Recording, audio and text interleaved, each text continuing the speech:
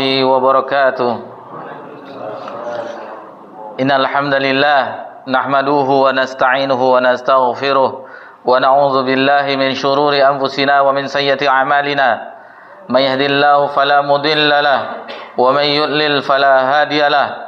أشهد أن لا إله إلا الله وحده لا شريك له وأشهد أن محمدا عبده ورسوله صلى الله عليه وعلى آله ومن صار على نهجه وتمسك بسنته إلى يوم الدين وسلم تسليما كثيرا.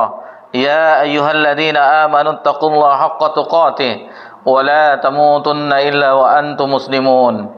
يا أيها الناس اتقوا ربكم الذي خلقكم من نفس واحدة وخلق منها زوجها وبث منهما رجالا كثيرا ونساء واتقوا الله الذي تساءلون به والأرحام إن الله كان عليكم رقيبا.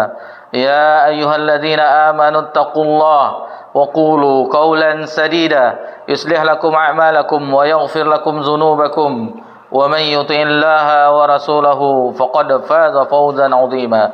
أما بعد فإن أصدق الحديث كتاب الله وخير الهدي هدي محمد صلى الله عليه وسلم وشر الأمور محدثاتها وكل محدثة بدعة وكل بدعة ضلالة وكل ضلالة في النار.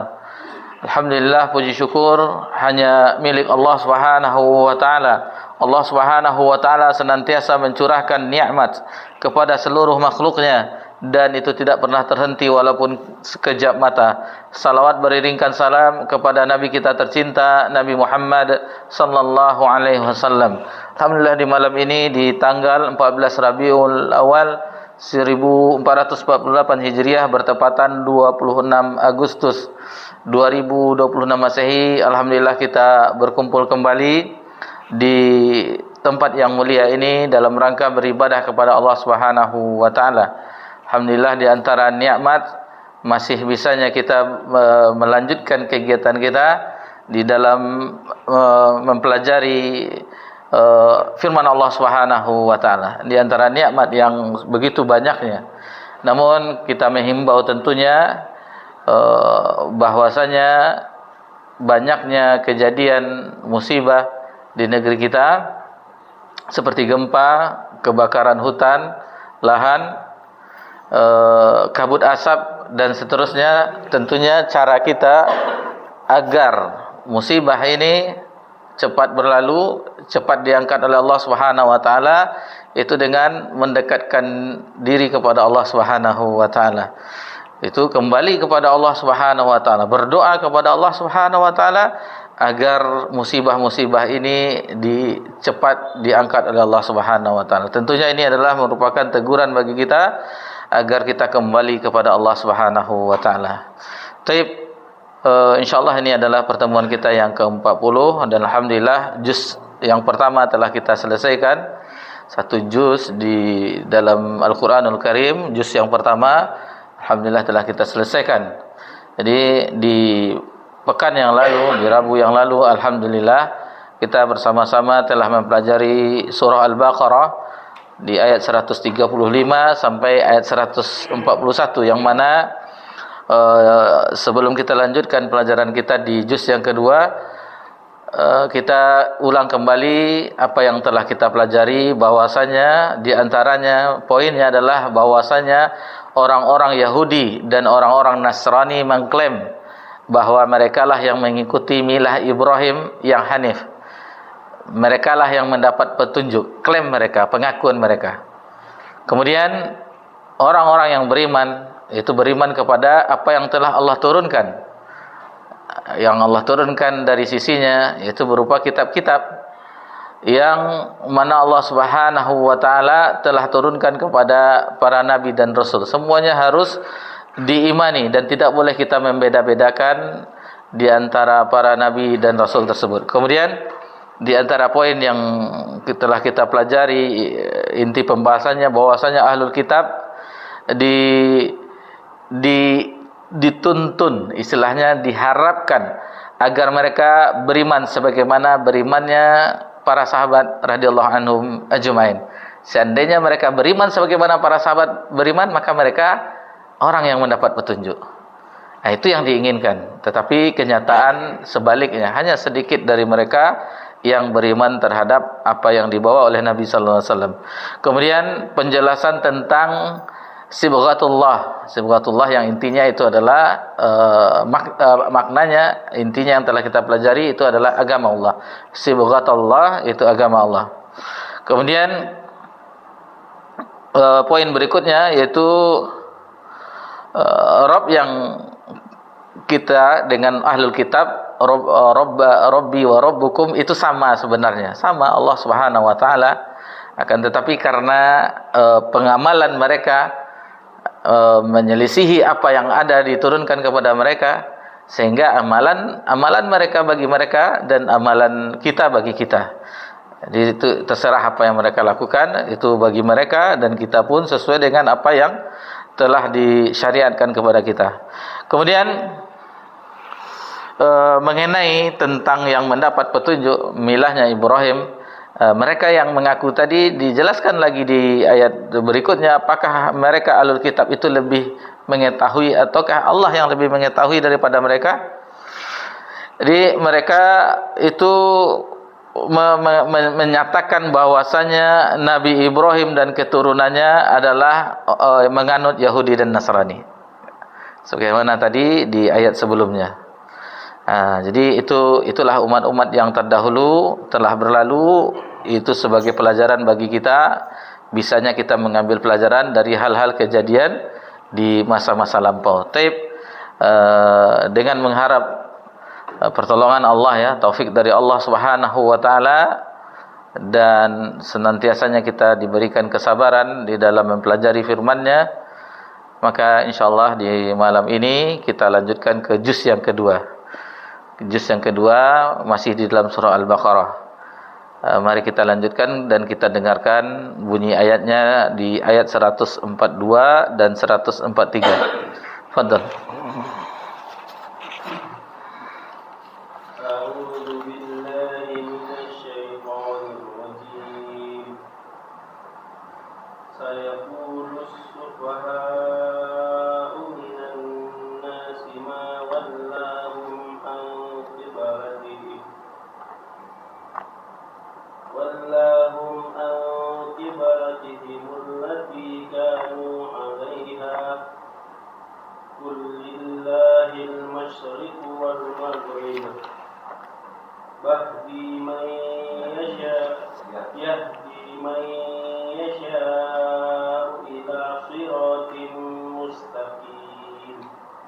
Orang-orang yang kurang akal di antara manusia akan berkata, apakah yang memalingkan mereka, kaum muslim, dari kiblat yang dahulu mereka berkiblat kepadanya? Katakanlah, Nabi Muhammad milik Allah, Allah lah timur dan barat. Dia memberi petunjuk kepada siapa yang dia kehendaki ke jalan yang lurus berdasarkan kesiapannya untuk menerima petunjuk. 143. Wa kadzalika ja'alnakum ummatan wasatan litakunu syuhada'a 'alan nasi wa yakuna ar-rasulu 'alaikum shahida wa ma ja'alna al-qiblata allati kunta 'alaiha illa lina'lama man yattabi'ur rasul man yanqalibu 'ala 'aqibayhi wa in kanat lakabiratan illa 'ala alladhina hadallahu wa ma kana Allah liyudhi'a imanakum innallaha bin-nasi laraufur rahim. Demikian pula kami telah menjadikan kamu umat Islam, umat pertengahan, agar kamu menjadi saksi atas perbuatan manusia, dan agar Rasul Nabi Muhammad menjadi saksi atas perbuatan kamu. Kami tidak menyatakan kiblat Baitul Maqdis yang dahulu kamu berkiblat kepadanya, kecuali agar kami mengetahui dalam kenyataan siapa yang mengikuti Rasul dan siapa yang berbalik ke belakang. Sesungguhnya pemindahan kiblat itu sangat berat, kecuali bagi orang yang telah diberi petunjuk oleh Allah. Allah tidak akan menyanyiakan imanmu. Sesungguhnya Allah benar-benar Maha Pengasih lagi Maha Penyayang kepada manusia. Barakallahu fiik. Nah, itu ayat yang pertama dan yang kedua di juz yang kedua. Masih dalam surah Al-Baqarah ayat 142, 143 yang baru saja kita dengarkan. Dijelaskan oleh Hafiz Ibnu Katsir rahimahullah taala mengenai ayat yang baru saja kita dengarkan. Jadi mengenai tentang sufaha, safih sebenarnya sudah disinggung di awal surah Al-Baqarah. Itu maksudnya orang-orang yang safih tersebut, orang-orang yang lemah akal atau orang yang jahil tersebut adalah orang-orang musyrik Arab. Ada juga yang mengatakan bahwasanya mereka adalah rahib-rahib atau pendeta-pendeta Yahudi. Sebagaimana dijelaskan oleh para mufassir, jadi Al-Zajjad, kemudian Mujahid juga, kemudian As-Suddi mengatakan maksud dari as-sufaha yang disebutkan di ayat tersebut maksudnya adalah orang-orang munafik. Yang dahulu waktu di awal-awal surah Al-Baqarah itu kita telah bahas juga, itu adalah orang-orang sufaha, itu orang-orang yang lemah akalnya, yang bodoh, yang jahil, itu adalah orang-orang munafik. Tetapi di sini dijelaskan beberapa penafsiran, namun kata Hafiz Ibnu Katsir itu mencakup umum semuanya, baik itu musyrik Arab, baik itu orang-orang Yahudi, baik itu orang-orang munafik. Itu termasuk dari keumuman dari penafsirannya, wallahu a'lam. Kemudian dibawakan oleh Hafiz Ibnu Katsir riwayat dari Imam Bukhari dari sahabat yang mulia Al-Bara bin Azim radhiyallahu anhu bahwasanya Rasulullah SAW itu mengerjakan solat dengan kiblat ke Baitul Maqdis itu selama 16 atau 17 bulan lebih kurang. Jadi 16 bulan atau 17 bulan menghadap ke Baitul Maqdis setelah hijrah ke Madinah, itu lebih kurang 16 atau 17 bulan. Dan beliau senang jika kiblatnya mengarah ke Baitullah. Jadi Nabi ingin bahwasanya kiblat itu ke Baitullah sebagaimana awal-awal dari membangun Ka'bah dulu, kembali ke kiblat Nabi Ibrahim alaihissalam. Salat yang pertama kali beliau kerjakan, kata Al-Bara, dengan menghadap Ka'bah adalah salat asar. Beberapa orang ikut mengerjakan salat bersama beliau ketika salat asar tersebut. Kemudian salah seorang yang ikut mengerjakan salat tersebut keluar, lalu melewati orang-orang yang sedang mengerjakan salat di masjid dalam keadaan ruku. Jadi dahulu kan ada selain Masjid Nawawi ada masjid-masjid dekat-dekat situ, dekat kampung sebelumnya dan setelahnya. Maka masih ada yang ruku, yang keluar tadi yang bersama salat bersama Nabi SAW berkata, wallahi demi Allah, aku telah mengerjakan salat bersama Rasulullah SAW dengan menghadap ke Makkah, maksudnya menghadap ke Baitullah. Maka orang-orang pun berputar menghadap ke Baitullah. Jadi berputar menghadap ke Baitullah karena posisi Madinah di tengah, Baitul Maqdis di sebelah entah itu utara selatan ya. Enggak ingat kita, yang Mekah arah ke sini. Jadi otomatis berputar 180 derajat. Maka orang-orang berputar menghadap ke Baitullah, dan orang-orang yang meninggal lebih awal sebelum kiblat itu dirubah ke Baitullah, itu beberapa orang yang terbunuh, istilahnya orang yang ikut berjihad juga atau orang yang sudah meninggal. Maka kami tidak tahu bagaimana pendapat kami mengenai mereka. Maka Allah menurunkan firman-Nya, "Wa ma kana Allah liyudhi'a imanakum innallaha bin-nas lara'ufur rahim." Jadi dan Allah tidak akan menyia-nyiakan imanmu. Sesungguhnya Allah Maha Pengasih lagi Maha Pengampun. Nah, jadi di situ terbalik ya, Maha Pengampun lagi Maha Pengasih, La'ufur Rahim.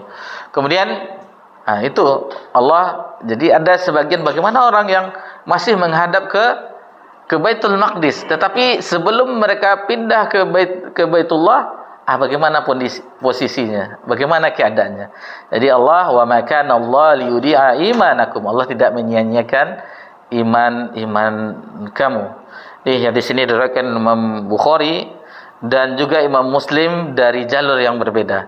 Berarti kalau hadis itu diriwayatkan oleh Imam Bukhari dan Imam Muslim dengan jalur yang berbeda, sahabatnya berbeda. Kalau kita lihat hadis HR, hadis riwayat Bukhari dan Muslim. Tetapi kalau sama, namanya diistilahkan oleh ulama muttafaqun alaih. Telah bersepakat. Jadi sama jalurnya dari sahabatnya, lalu dinamakan dengan muttafaqun alaih. Tetapi kalau Imam Bukhari berbeda, Imam Muslim berbeda, itu namanya hadis ini dari Imam Bukhari dan Imam Muslim. Tidak disebutkan muttafaqun alaih, tidak sepakat ya maksudnya. Kemudian Muhammad bin Ishaq meriwayatkan sampai sanadnya ke Al-Bara bin Azib bahwa Rasulullah SAW pernah mengerjakan solat menghadap ke Baitul Maqdis, dan beliau banyak mengarahkan pandangan ke langit menunggu perintah Allah Subhanahu wa taala. Jadi Nabi SAW tidak dalam hatinya kurang berkenan menghadap ke kiblatnya ke Baitul Maqdis. Nabi sering keluar lalu menghadap ke atas dan berdoa agar dipindahkan kiblat itu ke Baitullah. Maka Allah Subhanahu wa taala menurunkan firman-Nya, nanti setelah ini kita dengarkan, yaitu dalam surah Al-Baqarah ayat 144, qad nara taqalluba wajhika fis sama. Sesungguhnya kami sering melihat wajahmu menengadah ke langit. Jadi Allah Subhanahu wa taala sudah melihat Nabi SAW. Allah Maha mengetahui, sering Nabi menengadahkan wajahnya ke langit. Falanuwalliyannaka, jadi falanuwalliyannaka qiblatan tardaha, maka sungguh kami akan memalingkanmu ke kiblat yang engkau sukai. Fawallu wajhaka syatral masjidil haram, maka palingkanlah wajahmu ke arah Masjidil Haram. Di dalam surah Al-Baqarah nanti insyaallah kan kita dengarkan ayatnya yang lengkapnya. Lalu beberapa orang dari kalangan kaum muslimin mengatakan, kami ingin andai kata diberitahukan kepada kami mengenai orang-orang yang telah meninggal. Jadi orang yang belum sempat berpindahnya kiblat ke Masjidil Haram, ke Ka'bah, tetapi telah meninggal dahuluan sebelum 16 atau 17 bulan menghadap dipindahkan menghadap ke Ka'bah. Jadi ada yang bertanya, kenapa? Bagaimana keadaan mereka yang masih menghadap ke Baitul Maqdis? Maka Allah Subhanahu wa taala menurunkan firman-Nya, wa ma kana Allah liyudhi'a imanakum, maka Allah tidak menyia-nyiakan imannya. Jadi orang-orang yang safih tadi, yang sufaha tadi, orang-orang yang kurang akalnya, orang-orang yang jahil, yaitu ahlul kitab, itu disebutkan di sini, menanyakan apakah yang memalingkan mereka, apa keadaannya si orang-orang ini, umat Islam ini dari kiblat sebelumnya yaitu Baitul Maqdis. Lalu Allah Subhanahu wa taala menurunkan firman-Nya, sayaqulu sufaha'u minan nasi ma wallahum an qiblatihim. Orang-orang yang kurang akalnya, orang-orang sufaha ya, yang tadi disebutkan orang-orang ahlul kitab, di antara manusia berkata, apakah yang memalingkan mereka, yaitu umat Islam, dari kiblatnya? Awalnya di Baitul Maqdis, allati kanu 'alaiha kulillah masyriq wal maghrib. Lalu yang katakanlah kepunyaan Allah. Jadi dahulu mereka menghadap ke Baitul Maqdis, lalu apa kiranya mereka berpaling, istilahnya merubah kiblatnya. Lalu kulillahil masyriq wal maghrib, katakanlah milik Allah, kepunyaan Allah itu timur dan barat. Yahdi man yasha'u ila siratim mustaqim, dan Allah Subhanahu wa taala memberi petunjuk kepada siapa yang dikehendakinya ke jalan yang lurus. Selanjutnya Allah Subhanahu wa taala berfirman, kulillahil masyriq wal maghrib yahdi man yasha'u ila siratim mustaqim. Katakanlah kepunyaan Allah timur dan barat, dan dia memberi petunjuk kepada siapa saja yang dikehendakinya ke jalan yang lurus. Ini ditafsirkan oleh Ali bin Abi Thalhah yang sanadnya bersambung kepada Ibnu Abbas radhiyallahu anhuma, bahwa ketika Rasulullah SAW hijrah ke Madinah, Allah Ta'ala memerintahkannya untuk menghadap ke Baitul Maqdis. maka senanglah orang-orang Yahudi. Senang orang Yahudi. Sama, rupanya apa yang dibawa Muhammad itu sama dengan kita, karena kiblatnya sama. Maka beliau pun, maksudnya Nabi SAW menghadap ke Baitul Maqdis selama kurang lebih belasan bulan. Tadi riwayat Bara' bin Azib disebutkan 16 atau 17 bulan. Sedangkan Rasulullah menginginkan untuk menghadap ke kiblatnya Nabi Ibrahim alaihissalam, yaitu ke Ka'bah. Jadi beliau sering berdoa kepada Allah dan menengadahkan wajahnya ke langit. Maka Allah pun menurunkan firman-Nya, fawallu wujuhakum syatrah, maka palingkanlah wajahmu ke arahnya. Jadi dengan sebab ini, kata Hafiz Ibnu Katsir, orang-orang Yahudi menjadi goncang. Pas dipindahkan kiblat, goncang mereka. Ada apa gerangan? Jadi mereka berkata, apakah yang memalingkan mereka, maksudnya umat Islam, dari kiblatnya? Awalnya Baitul Maqdis yang dahulu mereka berkiblat kepadanya. Lalu Allah Subhanahu wa taala pun menurunkan firman-Nya, "Qulillahil masyriqu wal maghribu yahdi man yasha'u ila siratal mustaqim." Katakanlah kepunyaan Allah, yaitu timur dan barat, dan memberi petunjuk kepada siapapun yang dikehendakinya ke jalan yang lurus. Jadi kata Hafiz Ibnu Katsir, cukup banyak hadis-hadis berkenaan dengan masalah ini, dan kesimpulannya bahwasanya Rasulullah sallallahu alaihi wasallam sebelum diperintahkan untuk menghadap ke Baitul Maqdis, jadi ketika masih berada di Mekah, jadi awalnya Nabi SAW senang ketika berada di Mekah, Nabi SAW menghadap ke Baitul Maqdis, tetapi di antaranya misalnya ini Baitul Maqdis, misalnya contoh ya, ini Ka'bah, Nabi sholat di sini. Jadi walaupun meskipun arahnya ke Baitul Maqdis, Ka'bah tetap. Ketika hijrah itu membelakangi jadinya. Jadi Madinah di sini. Ini enggak menghadap ke Baitul ke Baitullah. Jadi membelakangi. Kemudian Ibnu Abbas dan jumhur ulama dan beberapa ulama yang lainnya berpendapat, apakah perintah itu disampaikan melalui Al-Quran atau selain Al-Quran? Itu perintah ketika Nabi SAW itu ketika hijrah ke Madinah menghadap kiblat ke Baitul Maqdis. Apakah ada ayat turun yang menjelaskan bahwasanya kiblat itu harus di Baitul Maqdis? Dijelaskan di sini. Di sini dijelaskan oleh Hafiz Ibnu Katsir ada dua pendapat. Al-Qurtubi di dalam tafsirnya menceritakan dari Ikrimah, dari Abu Aliyah, dari Hasan al-Basri, bahwasanya menghadap ke Baitul Maqdis itu berdasarkan ijtihad Rasulullah SAW. Maka maksudnya bahwasanya ketika Nabi hijrah ke Baitul Maqdis, ke Madinah, itu Nabi berijtihad bahwasanya arah kiblat itu adalah ke Baitul Maqdis. Itu berlangsung sampai beberapa bulan. Kemudian karena beliau sering berdoa, sering menengadahkan wajahnya ke arah langit, maka Allah Subhanahu wa taala perintahkan agar menghadap ke kiblatnya Nabi Ibrahim alaihissalam, yaitu ke Ka'bah. Jadi permohonan beliau sallallahu alaihi wasallam, Nabi SAW itu dikabulkan oleh Allah Subhanahu wa taala.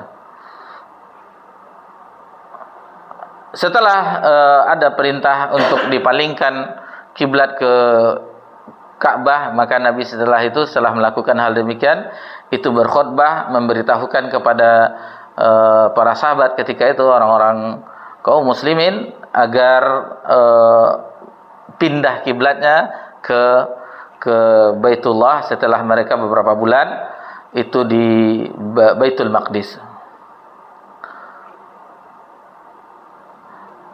Adapun riwayat Imam An-Nasa'i, jadi tadi di waktu asar, di riwayat Imam An-Nasa'i dari Abu Sa'id bin Al-Ma'la, salat yang sedang dilakukan oleh Nabi SAW ketika perpindahan itu adalah salat zuhur.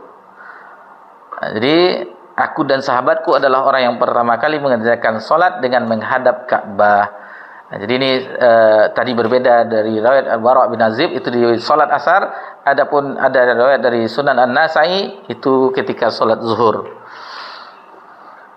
Kemudian beberapa mufassir, ahli tafsir dan juga yang lainnya mengatakan bahwa perintah pengalihan arah kiblat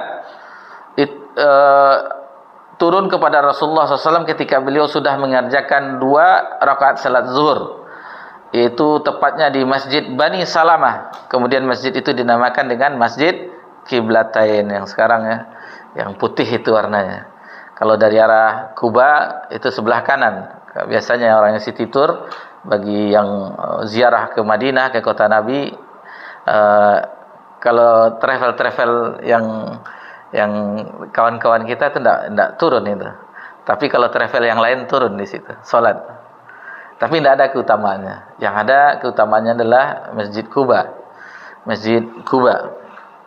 Adapun berselisih tentang pensahihan atau penghasanan sah atau tidaknya hadis yang mendapatkan ibadah pahala umroh. Yang solat di Kuba itu mendapatkan pahala umroh. Ada sebagian itu menghasankan, ada sebagian itu melemahkan.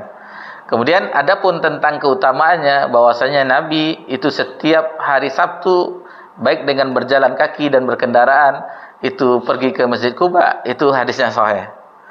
Tentang keutamaannya berbeda.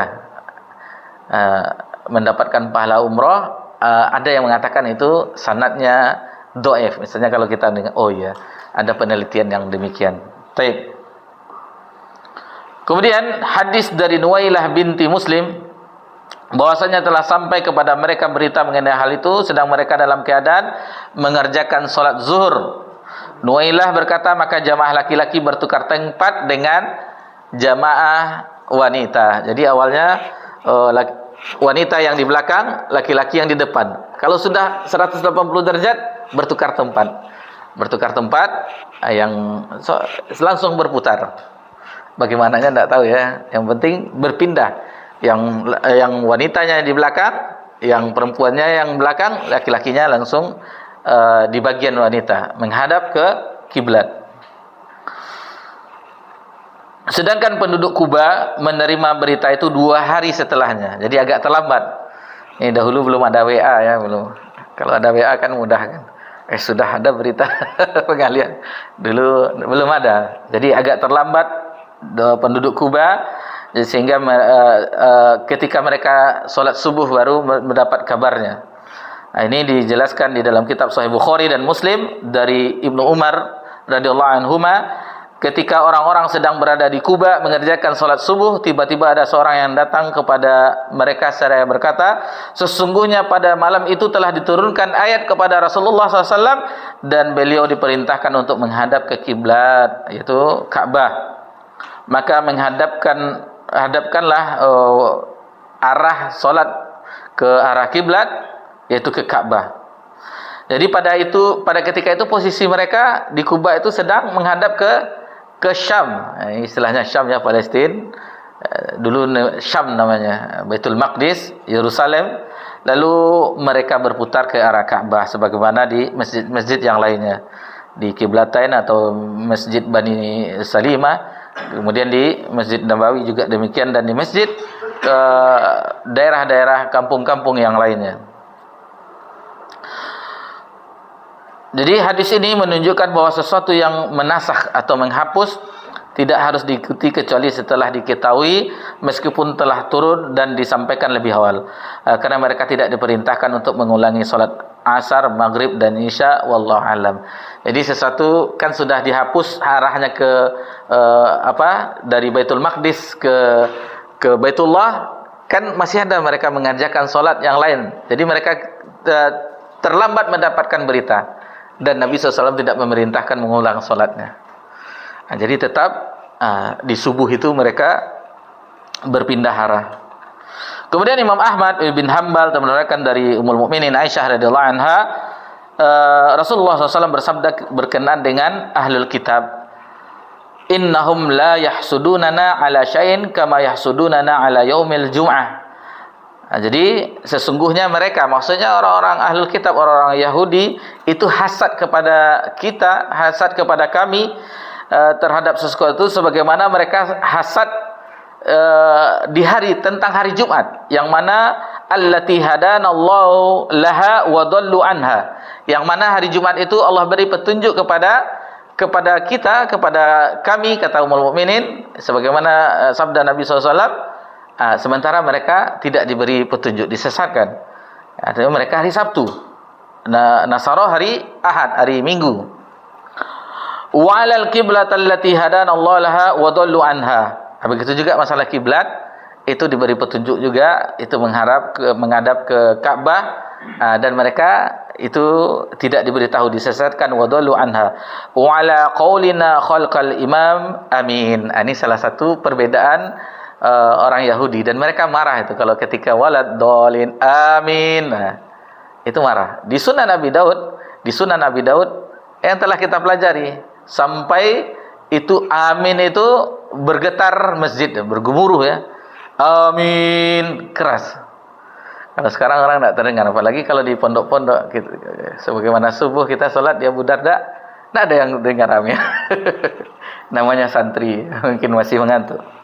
Tetapi itu suara yang keras sebagaimana yang terdapat di dalam Sunan Abi Daud, dan telah kita lewati ketika membahas surah Al-Fatihah. Bergetar masjid mendengar ketika suara amin tersebut. Kemudian yang diantara ya yang kita yang teringat kita bahwasanya Nabi senantiasa selain Jumat, kiblat, kemudian perkataan amin, juga Nabi memerintahkan agar khalifu, menyelisihi orang-orang Yahudi dan Nasrani dan Majusi, itu tentang jenggot. Jadi tentang memelihara jenggot itu menyelisihi mereka. Meskipun orang-orang barat sekarang pakai jenggot, bukan masalah itu, yang penting waktu ketika itu mereka tidak memelihara jenggot ketika itu. Maka Nabi memerintahkan itu memelihara jenggot. Kemudian diantaranya lagi tentang stylean, fashion ya. Jadi ketika mereka sisirnya arah sisir, lupa tentang arah sisir, ada yang ingat hadisnya, entah mereka dari pinggir ke kanan atau belah tengah, Nabi menyelisihi, tidak mau gaya sisir Nabi sama dengan orang Ahlul Kitab. Jadi Nabi senantiasa menyelisihi. Begitu juga dengan sahur itu menyelisihi orang-orang Ahlul Kitab. Kemudian berbuka dengan segera, menyelisihi orang Ahlul Kitab, karena mereka berbuka setelah kelihatan bintang, kalau kita setelah terbenamnya matahari. Kemudian mewarnai uban, salah satunya ya, karena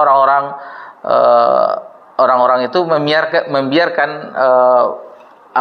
semuanya itu putih. Jadi untuk menyelisihinya diwarnai, tentunya selain warna hitam. Kemudian puasa Asyura, kata Nabi SAW, seandainya di tahun depan masih bisa berjumpa dengan bulan Al-Muharram, maka Nabi akan berpuasa Tasu'a dan Asyura. Jadi ketika Nabi sering menyelisihi orang-orang Yahudi yang mereka ketika itu hidup bersama Nabi di Madinah, lalu apa perihal Muhammad ini? Setiap perkara dia selisihi. Jadi Nabi berusaha untuk menyelisihi apa yang diamalkan oleh Ahlul Kitab. Tidak mau Nabi sama dengan mereka, agar senantiasa ibadah yang ketika itu sama, agar berbeda dengan orang-orang Yahudi. Azan. Baik, kita dengarkan kumandang azan. Insyaallah setelah itu kita lanjutkan.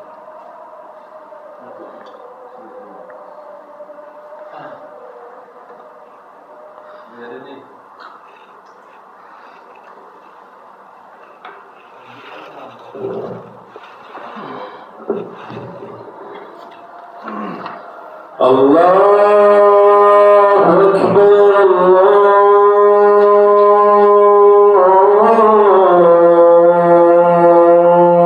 Allahu Akbar.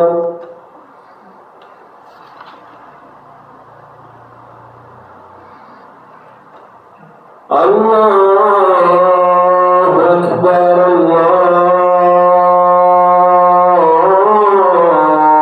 Allahu Akbar.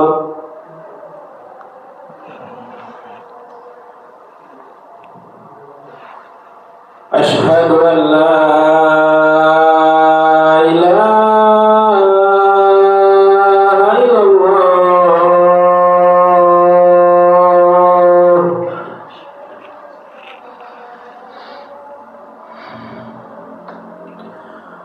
Ashhadu an la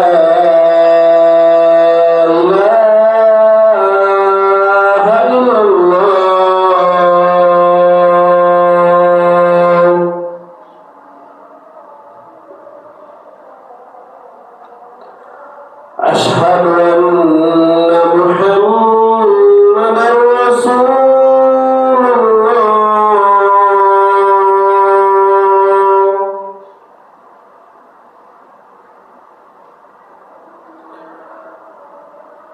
أشهد أن محمدا رسول الله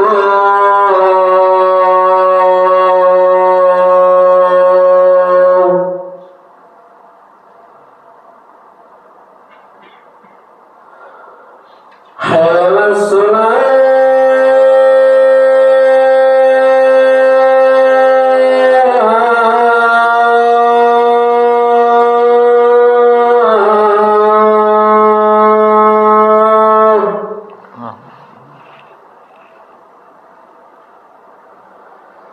حي على الصلاة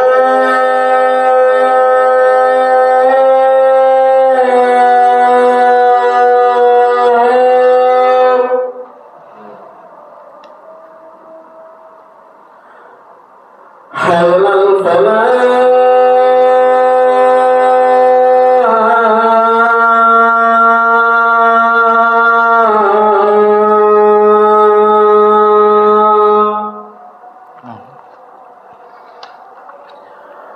حي على الفلاح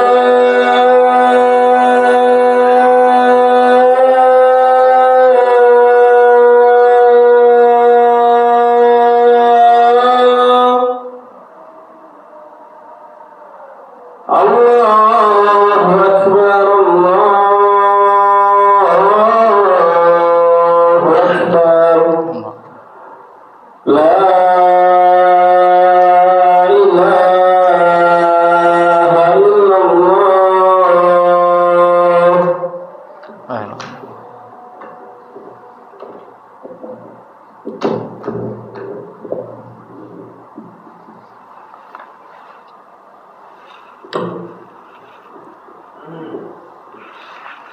Alhamdulillah wassalatu wassalamu ala Rasulillah ma ba'd. Baik. Kemudian Allah Subhanahu wa taala berfirman, "Wa kadzalika ja'alnakum ummatan wasata." Dan demikian juga kami telah menjadikan kamu, maksudnya umat Islam itu umat pertengahan, ummatan wasata. La takunu syuhada 'alan nasi wa yakuna ar-rasulu 'alaikum syahida. Itu umat yang mana dengan pilihan itu agar kamu menjadi saksi. Umat Islam itu menjadi saksi atas perbuatan manusia, dan Rasul, maksudnya Nabi Muhammad, menjadi saksi atas perbuatan kamu. Jadi melalui ayat itu Allah Subhanahu wa taala menuturkan sesungguhnya kami mengubah kiblat tersebut dari Baitul Maqdis ke arah kiblatnya Nabi Ibrahim alaihissalam, itu agar kami dapat menjadikan umat itu, yaitu umat Islam itu, sebagai umat pilihan. Umat pilihan. Yang mana mereka sebelumnya adalah umat yang dilebihkan, orang-orang Bani Israel, tetapi setelah Nabi SAW diutus, mereka lah umat pilihan. Agar pada hari kiamat menjadi saksi atas umat-umat yang lainnya. Dan semua umat mengakui keutamaan umat Nabi Muhammad SAW. Jadi yang dimaksud dengan wasat yang dimaksudkan di ayat ini, wasat adalah pilihan yang terbaik, sebagaimana yang diungkapkan oleh orang-orang Quraisy adalah orang Arab pilihan, baik dalam nasab maupun tempat tinggal. Artinya yang terbaik, sebagaimana dikatakan oleh Rasulullah SAW, bahwasanya Rasulullah SAW wasatan fi qaumi, yang berarti bahwasanya beliau adalah orang yang terbaik dan termulia nasabnya di kaumnya. Kemudian misalnya yang lain, misalnya di dalam ayat nanti insyaallah kita lewati ya, salatul wusta. Salat wusta merupakan salat yang terbaik, yaitu salat asar. Dan seterusnya. Dan ketika Allah Subhanahu wa taala menjadikan umat ini sebagai ummatan wasatan, maka Allah memberikan kekhususannya kepada umat ini dengan syariat yang paling sempurna. Syariat yang paling sempurna, yang paling lurus, dan paham yang paling jelas. Allah Subhanahu wa taala berfirman dalam surah Al-Hajj ayat 78, "Huwajtabakum wa ma ja'ala 'alaikum fid dini min haraj." Dia telah memilih kamu dan sesekali dia tidak menjadikan untukmu dalam agama itu suatu kesempitan. Millata abikum Ibrahima huwa sammakumul muslimina min qabl wa fi hadza liyakuna ar-rasulu syahidan 'alaikum wa takunu syuhada 'alan nas. Jadi ikutilah agama orang tuamu, milah orang tuamu yaitu Ibrahim. Allah telah menamai kamu semua dengan orang-orang muslim sejak dahulu. Dan begitu pula dalam Al-Quran, supaya Rasul itu menjadi saksi atas dirimu dan supaya kamu semua menjadi saksi atas segenap umat manusia. Tetapi jangan, kalau terkadang orang tidak mau dengan penamaan ini, semuanya adalah Muslim. Jangan dikatakan ini Islam, misalnya Salafi, ini Ikhwani, ini dan seterusnya. Tidak, semuanya Muslim. Al-Quran yang mengatakan. Ini bagaimana menjawabnya?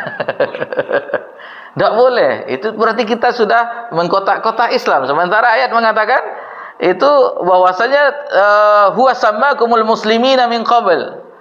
Jadi Allah telah menamakan Muslim. Tidak boleh Islam, tidak boleh orang Islam, tidak boleh menamakan Ahlu Sunnah wal Jamaah, tidak boleh menamakan dengan Khawarij, tidak boleh dengan menamakan Murji'ah. Bagaimana cara menjawab?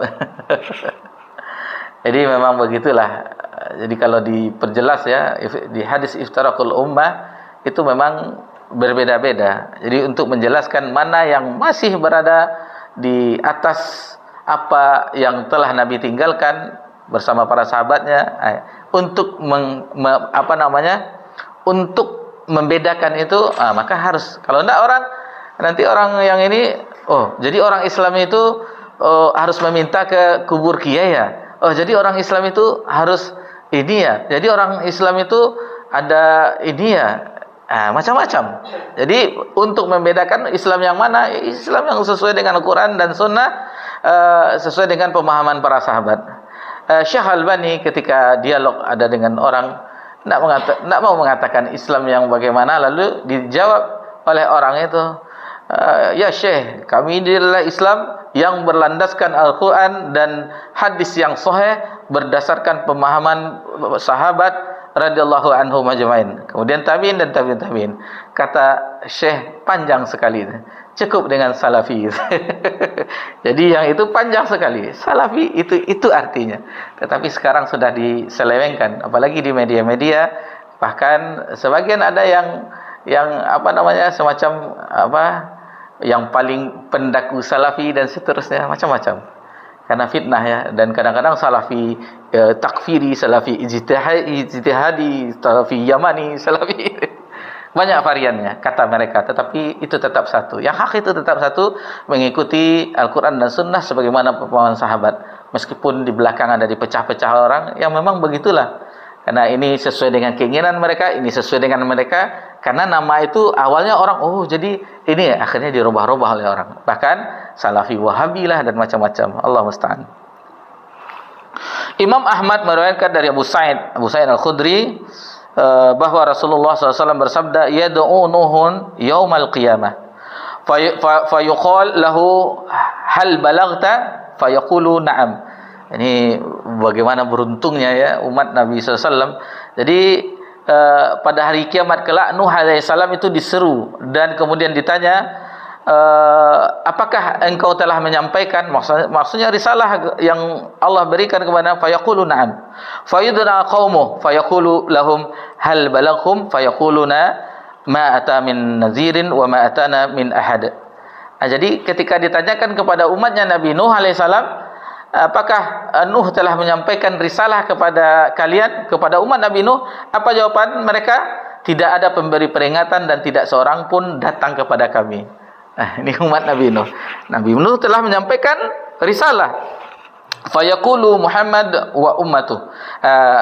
Jadi yang tadi ma atah min ahad fayaqulu li Nuhi min may yashhadu lak. Jadi dikatakan kepada Nabi Nuh, siapa saksimu?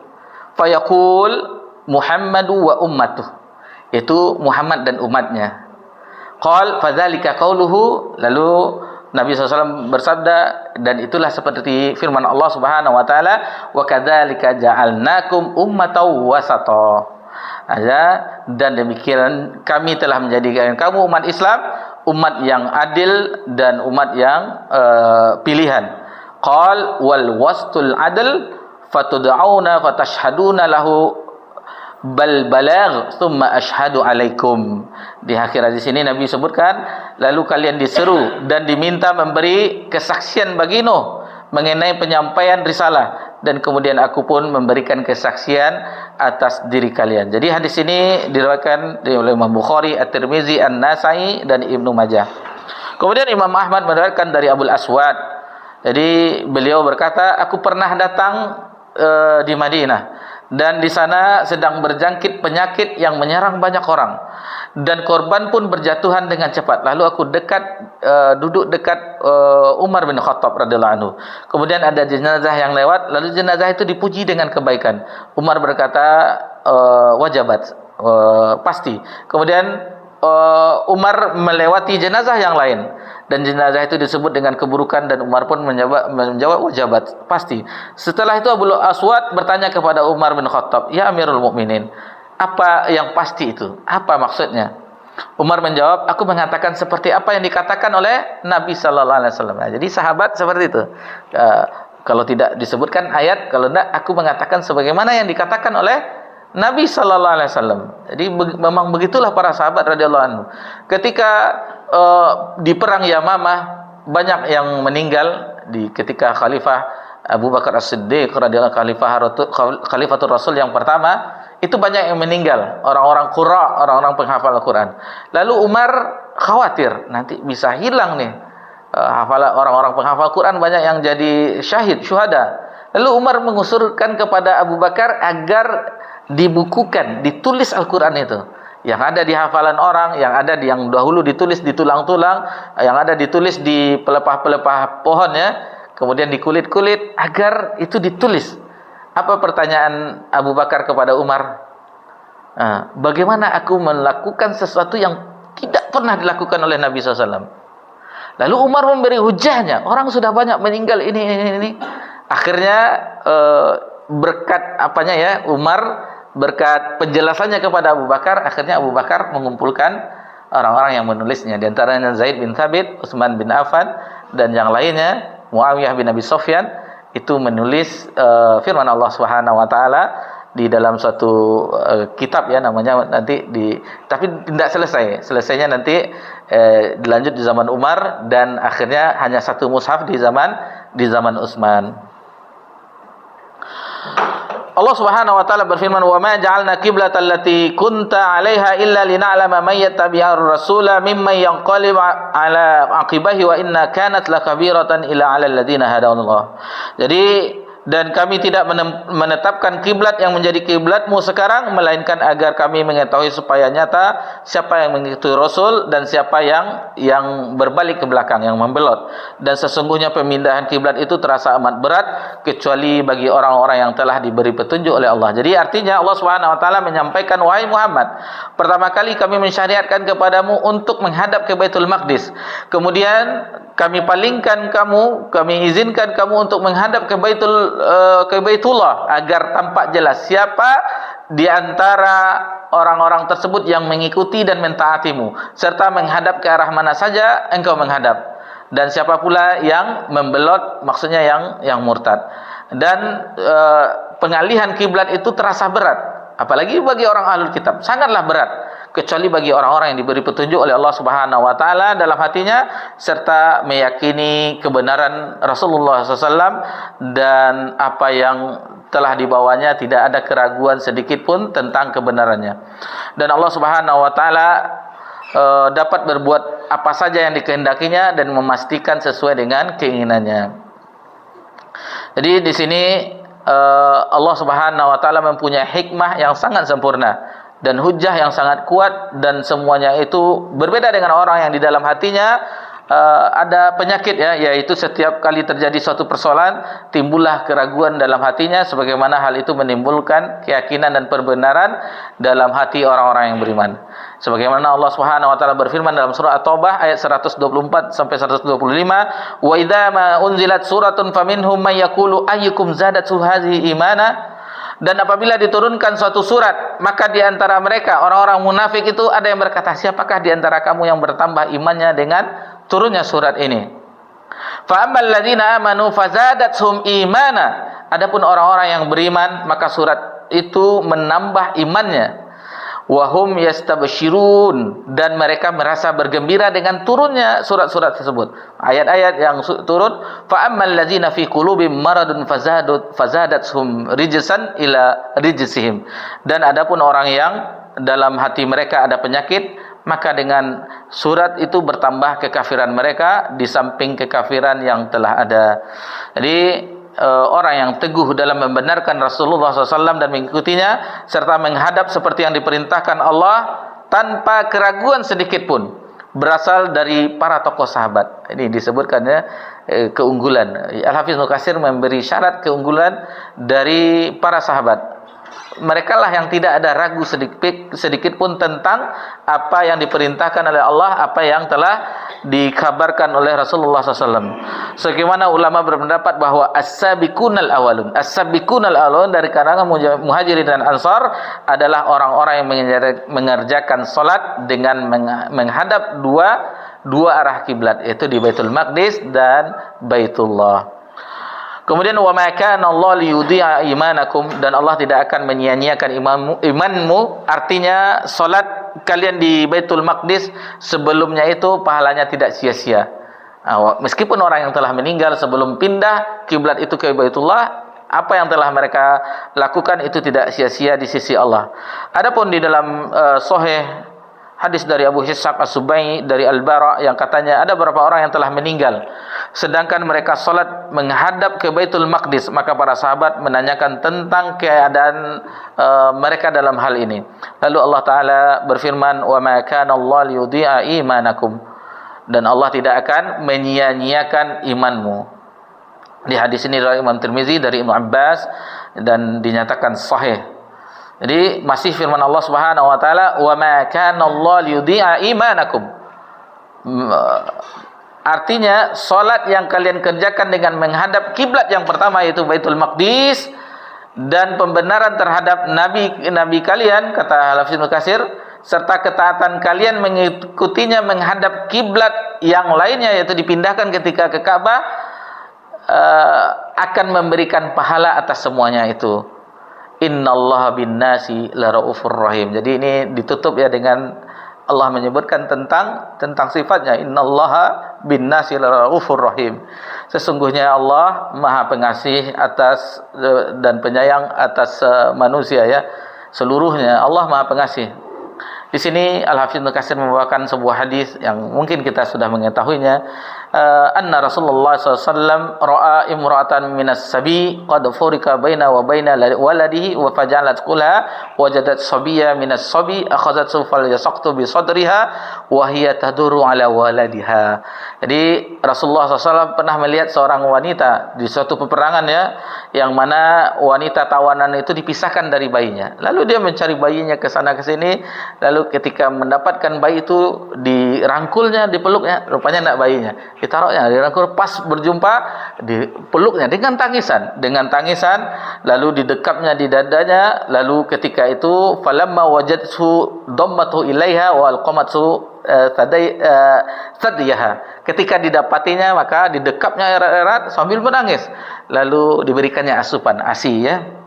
Faqala Rasulullah sallallahu alaihi wasallam, lalu Rasulullah sallallahu alaihi wasallam menanyakan kepada para sahabat, atarawna hadhi tarihata waladaha fin nari wa hiya taqdiru ala alla tataraha. Bagaimana menurut kalian, kata Nabi SAW kepada para sahabat, apakah wanita ini tega melemparkan anaknya ke dalam api padahal ia mampu untuk tidak melemparkannya?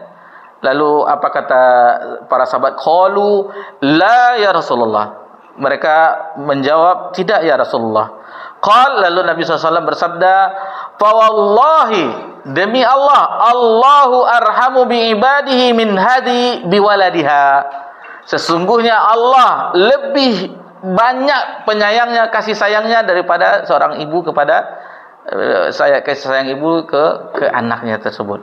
Jadi itulah Allah Subhanahu wa taala, Allah menutup firman-Nya dengan memberitahu sifatnya yang maha mulia, yang maha tinggi, nama-namanya yang sangat indah. Nah, jadi kalau itu dihayati, apa yang pertama yang muncul dalam pikiran kita tentang nama-nama Allah yang maha indah, sifat-sifat Allah yang maha tinggi, tentunya kita husnuzon kepada Allah, berbaik sangka kepada Allah Subhanahu wa taala. Tidak mungkin Allah itu akan menyia-nyiakan kita. Tidak mungkin Allah membiarkan kita begitu saja. Tidak mungkin Allah menzalimi kita di akhirat. Kasih sayang Allah Subhanahu wa taala disebutkan nanti bisa dilihat di tafsir Ibnu Katsir, masih lama ya, di dalam surah Yunus, tentang tenggelamnya Firaun. Tenggelamnya Firaun, ketika Firaun tenggelam, itu Firaun berkata dia beriman terhadap Robnya Bani Israel atau Robnya Musa dan Harun. Kata Jibril, sebagaimana dinukil dalam tafsir Ibnu Katsir, kata Jibril mengatakan bahwasanya Allah itu maha penyayang, Allah itu maha pengampun. Khawatir Jibril nanti Allah memberikan kasih sayangnya kepada Fir'aun. Lalu ketika itu diambilnya tanah hitam, disumpalnya mulut Fir'aun, agar Fir'aun tidak mendapat rahmat Allah. Jadi kalau sempat berarti Fir'aun diampuni. Itulah Allah Subhanahu wa taala. Allah tidak pandang peduli, itulah luasnya rahmat Allah. Tetapi Jibril ketika itu memahami Allah ini maha penyayang, Allah maha pengampun, nanti diberinya rahmat kepada Fir'aun. Nah, lalu inisiatif dari Jibril, diambilnya tanah, disumpalnya mulut Firaun, maka tenggelamlah Firaun dan tidak jadi mengucapkan lisannya. Nah, itulah sedikit ya bagaimana Allah Subhanahu wa taala, kita harus berhusnuzon kepada Allah Subhanahu wa taala dalam keadaan apapun, dalam keadaan sakit, dalam keadaan ketika Nabi SAW dalam keadaan genting, dikejar-kejar ketika hijrah, berdua dengan sahabatnya Abu Bakar di Gua Sur. Kata Abu Bakar, seandainya orang Quraisy itu, mereka itu melihat ke bawah, akan menjumpai kita ya Rasulullah. Lalu Nabi, apa sangkamu wahai Abu Bakar terhadap dua orang sementara yang ketiganya Allah? Jadi Allah tetap melindungi, dan seterusnya banyak lagi ya mengenai orang yang sudah mau meninggal, orang yang seterusnya, tetap ada husnuzon kita, apalagi menjelang ajal meninggal. Karena anna zonni abdi bi, aku sebagaimana sangkaan hambaku terhadapku. Jadi ketika meninggal dunia, ada seseorang yang ketika sakaratul maut, para ulama dahulu ya disebutkan ketika sakaratul maut, lalu disebutkan tentang perkara bahwasanya sepertinya engkau akan meninggal dunia dengan tanda-tandanya, istilahnya memang lagi sedang sakaratul maut. Lalu dia berucap keluar dari lisannya, tidak mungkin Allah menyia-nyiakan. Katanya ketika aku berada di rumahku, maksudnya di dunia, Allah memuliakanku. Tidak mungkin ketika berada di rumah Allah, maksudnya di akhirat, Allah tidak memuliakanku, katanya, untuk menghibur dirinya. Itu apa? Muncul dari apa? Husnuzonnya kepada Allah, berbaik sangkanya kepada Allah Subhanahu wa taala. Jadi banyak kisah-kisah tentang husnuzon para ulama, apalagi para nabi dan rasul terhadap Allah Subhanahu wa taala. Jadi jangan sampai kita tidak berhusnuzon, bahkan waliyazubillah suzon kepada Allah, dan ini tidak boleh. Ini tidak boleh, dan ini akan diancam dengan neraka jahanam orang-orang yang berhusnuzon kepada Allah Subhanahu wa taala. Alhamdulillah, dua ayat yang bisa kita pelajari tentang pengalihan kiblat ya dari Baitul Maqdis ke Baitullah. Mudah-mudahan itu dapat pelajaran bagi kita bahwasanya itu ujian bagi orang-orang yang berat hatinya ketika berpindahnya kiblat tersebut. Tetapi orang yang beriman, orang yang tetap membenarkan apa yang dibawa oleh Nabi SAW, tidaklah berat bagi mereka. Mereka tetap taat, mereka tetap patuh, dan alhamdulillah nikmat dari Allah Subhanahu wa taala. Allah berikan kita sekarang ini, mudah-mudahan sampai akhir hayatnya, yaitu nikmat di atas Islam dan sunnah. Itu nikmat yang tiada tara. Betapa banyak orang menyelisih sunnah Nabi SAW dan beranggap ini kan baik, ini kan baik, ini kan baik. Sementara Nabi SAW tidak ada sedikit pun kabar dari Nabi SAW tentang hal yang demikian. Jadi ini nikmat ya, bagaimana itu. Makanya seseorang yang hidup di atas Islam dan sunnah dan wafat dalam keadaan Islam dan sunnah, itu adalah sesuatu kebahagiaan di dunia sebelum kebahagiaan abadi di surga Allah di akhirat tentunya. Demikian yang kita bisa pelajari di malam hari ini. InsyaAllah akan kita lanjutkan di pertemuan yang akan datang. Mudah-mudahan Allah Subhanahu Wa Taala senantiasa membimbing kita, mengarahkan kita, dan sehingga kita di akhir kehidupan kita itu meninggal dunia tentunya yang kita harapkan dengan keadaan husnul khotimah, dalam keadaan akhir yang baik. Wa sallallahu ala nabiyyina Muhammad sallallahu alaihi wasallam wa ala alihi washabbihi ajmain walhamdulillahirabbil alamin. Wassalamualaikum warahmatullahi wabarakatuh.